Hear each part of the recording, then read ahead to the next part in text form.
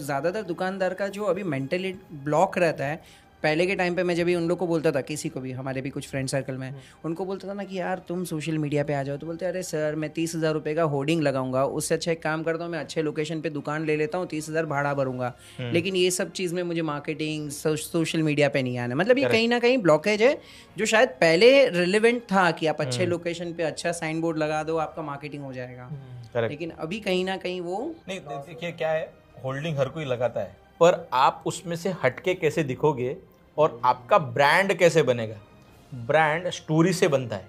जब तुम कहानियाँ खुद की सुनाओगे, खुद के कस्टमर्स की सुनाओगे और उसके प्रॉब्लम को तुमने किस तरीके से सॉल्व किया, वो जब दुनिया को बताओगे तब तुम्हारा ब्रांड बनेगा। एग्जाम्पल देता हूँ मैं, जैसे मान के चलते कि एक सीसीटीवी कैमरा वाला है और उसको अगर खुद के सीसीटीवीज बेचने हैं, वो कैसे बोलेगा कि हमारा सीसीटीवी कैमरा है, उसमें 5 मेगापिक्सल का कैमरा है, इतनी क्लैरिटी दिखती है। नहीं चाहिए दुनिया को।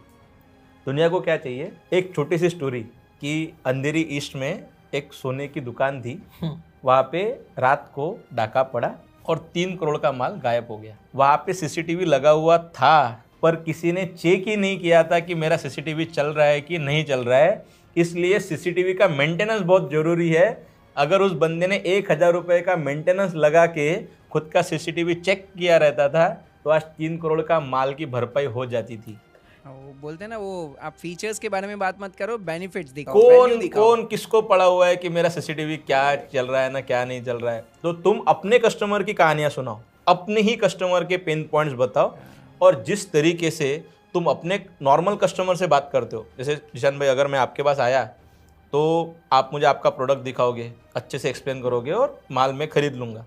उसी तरीके से आपको कैमरा के सामने बोल के खाली एक्सप्लेन करने का है। यहाँ पे एक बंदा आपकी सुन रहा है, वहाँ पे लाखों लोग आपकी सुन रहे हैं, बस उतना डिफरेंस है। नहीं, आपने बहुत इंटरेस्टिंग पॉइंट बोला। ये ऐसा एडवर्टाइजिंग बहुत बड़ा रेवोल्यूशन भी आया था, जब पहले लोग सिर्फ यही बताते थे, फैक्ट्स एंड नंबर्स बताते थे। सिगरेट भी बेचते थे ना, तो लोग बताते थे दिस इज लेस डेंजरस, इससे कैंसर होने के चांसेस इतने % कम है। लेकिन फिर मालब्रो आया, मालब्रो ने उसकी मार्केटिंग करी, काइंड ऑफ स्टोरी टेलिंग, जैसा आपने बताया ना, उसने एक कूल सा आदमी दिखाया जो घोड़े पे चलता है भाई, एकदम काउबॉय, एकदम रफ लाइफ जी रहा है और साथ में मालब्रो पी रहा है। तो लोगों को ना फिर वो एड ने ना पूरा रेवोल्यूशन क्रिएट कर दिया। उससे पहले तक सब फैक्ट्स एंड नंबर्स पे फोकस कर रहे थे, बट यहाँ पे आप इमोशन पे फोकस करने लगे। लोगों को ना वो कूल बनने से एसोसिएट करने लग गए सिगरेट को, जहाँ से आप बोल सकते हो, आप देखोगे हर एड्स जो कई बार कितने नॉनसेंस से लगते हैं, लेकिन वो कहीं ना कहीं इमोशंस ही क्रिएट करने की कोशिश कर रहे होते हैं हमारे।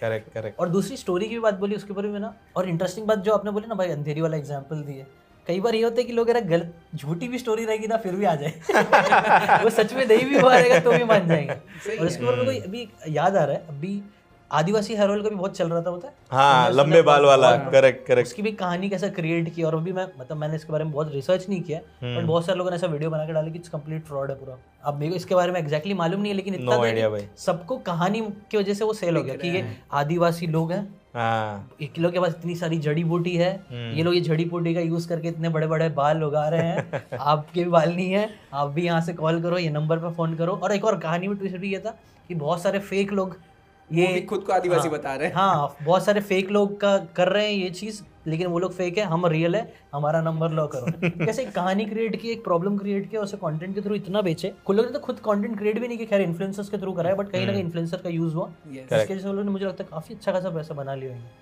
मेरे ख्याल से उन लोगों के पास एक पॉइंट था, वो मोदी जी ने खाली आके बोल दिया था ना कि आदिवासी को सपोर्ट करो। हाँ, वही उन्होंने उसको अलग तरीके से यूज किया। उन्होंने ऐसा नहीं बोला था इनका तेल खरीदो, वो सिर्फ वो स्टेटमेंट उनका, जहाँ तक मुझे पता है कि वो आदिवासियों को सपोर्ट करने के लिए, ना कि उनका तेल जो उन्होंने एसोसिएट करके पूरा तेल निकलवाया, मॉडल बन गया उसके ऊपर। मोदी जी की तो बात ना करे तो ही ठीक है भाई। वो किसी एक आइलैंड पे चले जाते हैं तो दूसरे देश की इकोनॉमी खत्म हो जाती है। अभी देखो ना, जो इंडिया आउट के नारे लगा रहे थे, अभी वही उनके साथ आ गए। अभी कुछ बहुत सारी डील्स भी हुई है ना, राइट? कुछ 28 आइलैंड्स उनको दिए हैं। करेक्ट। लेकिन सच में, और अगेन इसमें भी ना, मैं वापिस से इंटरप्ट कर रहा हूँ, लेकिन अगेन इसमें ना इंडिया के पास आज बहुत पावर है, क्योंकि इंडिया के पास बहुत लोग हैं। और सबको चाहिए व्यूज। करेक्ट। अगर एक वीडियो आ गया जिसमें 1 लाख लोगों ने तुमको गाली दे दी, अब तुम अमेरिका हो चाहे कोई भी हो, सबकी फट जाएगी। और हमारे पास वो लोग हैं जो है ना सोशल मीडिया पे गाली देने के लिए रेडी पड़े हुए। तो अब हर कोई तुम देखना इंडिया को इम्प्रेस करने की कोशिश कर रहा है, जहाँ पहले सब है ना फॉरेनर्स को इम्प्रेस करने की कोशिश करते हैं, खैर आज भी करते हैं, लेकिन आज बहुत सारे फॉरेनर्स इंडिया को इम्प्रेस करने की कोशिश कर रहे हैं। Trying Indian foods, watching Indian movies, उसका रिव्यू दे रहे हैं और उसमें बहुत सारे व्यूज आ रहे हैं। करेक्ट। तो ये भी एक बहुत अच्छा ड्रास्टिक चेंज मैंने पिछले 8 साल में देखा। This is truly soft power emerging out of India. मतलब we are not the hard power कि हम लोग किसी पे जाके अटैक करेंगे, but the kind of social influence that we are creating. जैसे हम लोग पहले से बात कर रहे थे कि it is all about psychology. अब जब तुम इंडिया की शादी देखोगे तो उसमें छोले भटूरे देखोगे, उसमें समोसा देखोगे, तो तुम्हें भी जी ललचाएगा कि जहाँ पे भी मैं छोले भटूरे देखूंगा तो मैं छोले भटूरे खाने के लिए जाऊंगा, उसका प्राइस कितना भी हो। फिर जब प्रेम जी दीवानचंद का छोले भटूरे किसी भी अमेरिकन को दिखेगा तो क्या बोलेगा, मेरे को खाना है। कोशिश करेगा। तो जिस तरीके से इंडिया में डोमिनोज फेमस हुआ कि वहाँ पे लोग, हम लोग देखते थे, जब हम लोग फ्रेंड्स देखते थे, आप लोग भी फ्रेंड्स देखते रहोगे, तो कोई पिज्ज़ा बॉय आ रहा है तो अरे ये पिज्ज़ा क्या होता है, हमको भी खाना है। तो वो देख के हमने पिज्ज़ा खाना चालू कर दिया। उसी तरीके से अब उल्टा चालू हो जाएगा कि अब छोले भटूरे बिकेंगे, अब समोसा बिकेगा, अब मालपुआ बिकेगा, and that is called soft power and this is how we will build economy. Right. Soft power का मेरे को ऐसे लगता है कि इमोशन का जो एक्सट्रैक्ट आना चाहिए that should boil down to economy. And what is economy?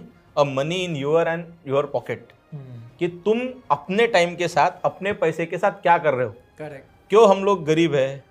क्योंकि हमने अभी तक हमारे पावर्स की, जो सॉफ्ट पावर्स है, उसको ढंग से यूटिलाइज नहीं किया।